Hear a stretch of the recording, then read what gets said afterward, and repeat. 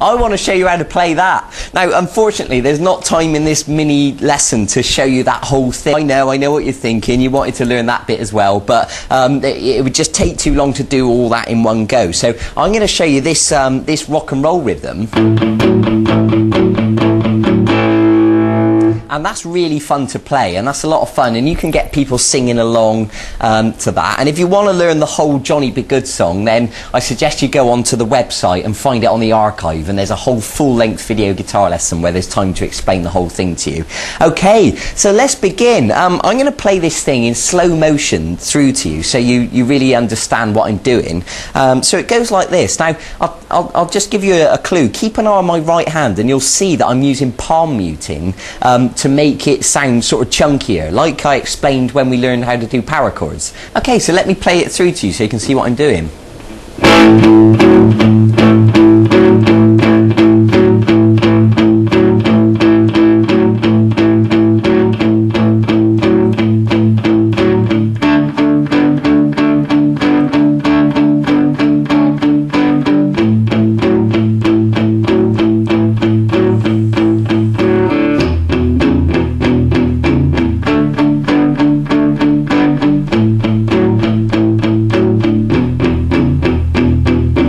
Okay, so that is known as a 12-bar sequence. You've probably heard of the 12-bar blues, and really rock and roll and blues are cousins. Really, blues is just a slower version of rock and roll. For example,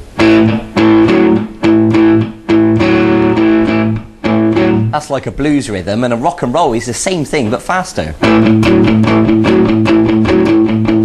Like that, okay? So I hope you get the idea. So let me begin by explaining exactly what it is I'm doing. So if you take your first finger and put it on the 4th string of fret 2, and what I'm going to ask you to do is to pluck the 5th string and the 4th string. Now, of course, the 5th string is open at this stage, so it'll sound like this. Good. And you can do that twice. Now what I want you to do is to take your 3rd finger and put it onto the 4th string at fret 4.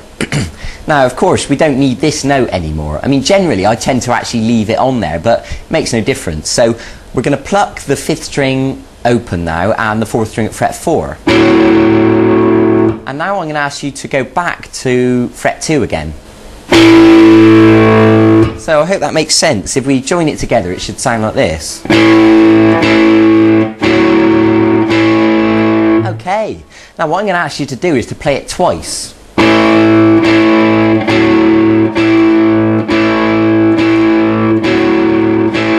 Okay, now listen carefully to me now. When you play it twice, that is 1 bar in length, because in music we call the length of music, we measure it in bars and beats. Now I want you to remember that that is 1 bar in length.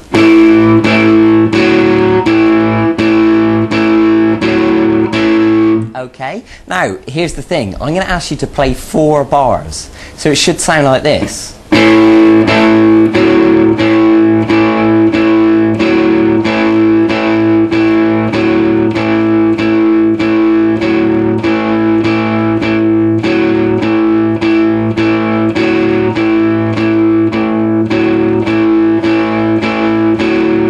Okay, I hope that makes sense. I think it does, because you can see the numbers at the bottom of the screen. Now, of course, when you speed it up, that'll actually go by really quickly. So that's the first 4 bars of the sequence, and that shape that we've just done, we're going to call an A.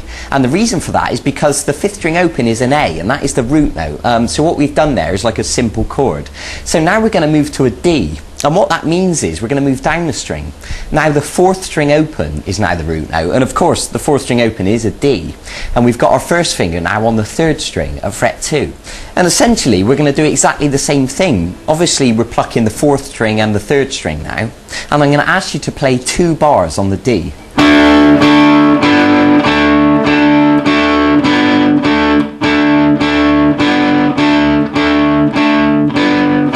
Good. So up to this point we've got 4 bars of A and 4 bars of D. Now we're going to move our finger back again, back to the A. So we're now on the 4th string at fret 2 again, and we're plucking 5th string open and the 4th string.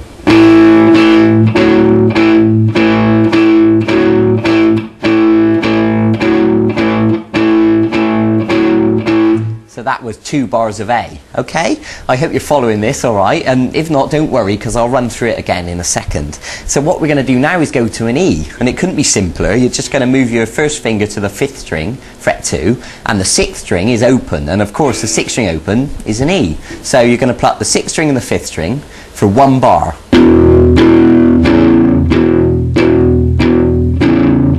Good. I hope you're following this. And of course, if you need to pause it and just, and just catch up, that's absolutely fine. But I'll keep going for the second. We're going to go to the D again now for another bar. So that's the 3rd string at fret 2 and the 4th string open. And now we're going to go back to the A for 1 bar. And then we're going to finish on the E for 1 bar. Okay, now don't worry if you haven't memorised all that straight away, I wouldn't expect you to, but you might have noticed that that adds up to 12 bars, so let me talk you through that again. We've got 4 bars of A.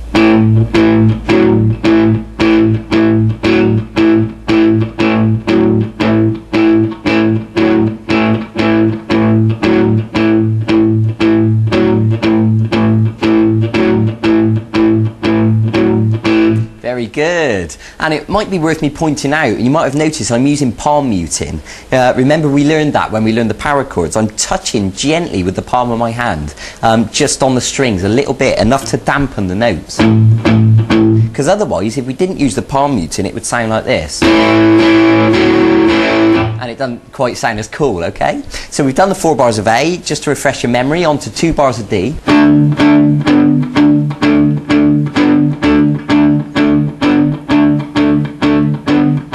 To 2 bars of A.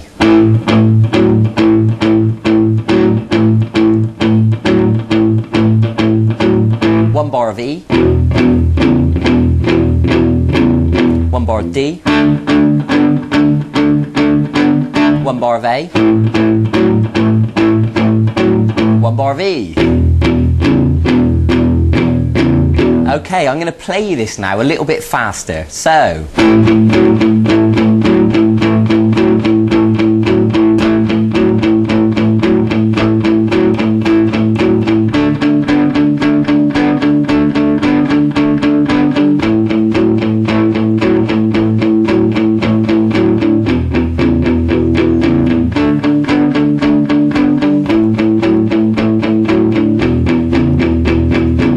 You can see that it sounds really cool once you get it up to that speed. So it's going to take a bit of practice for you to get it like that. Don't expect to get it perfect straight away. It took me a lot of time to practice and get it that smooth, okay?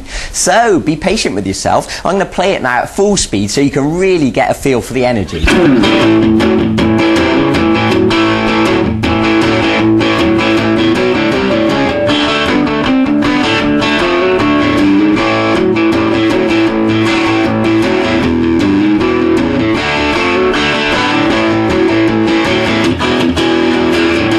Now, I spiced it up a lot there. I put a lot of extra notes in it to make it sound even more interesting. But, you can work towards that. I want you to start simple, get the hang of that, and then you'll find that once you've got it, everything else will start to flow, and all these other little interesting bits and pieces will start to come together and make sense. So you know what you got to do now? You got to go and practice it and get it nice and smooth. Take your time, be patient, go and get... You can do all that if you want to. Okay, so thanks for joining me. Can you believe we're actually nearly 3/4 of the way through this E-course now? We're actually nearly finished. We've done so much stuff already, but there's more to come. So stick with me. I'll see you in a few days for the next segment of this course. Okay, bye-bye.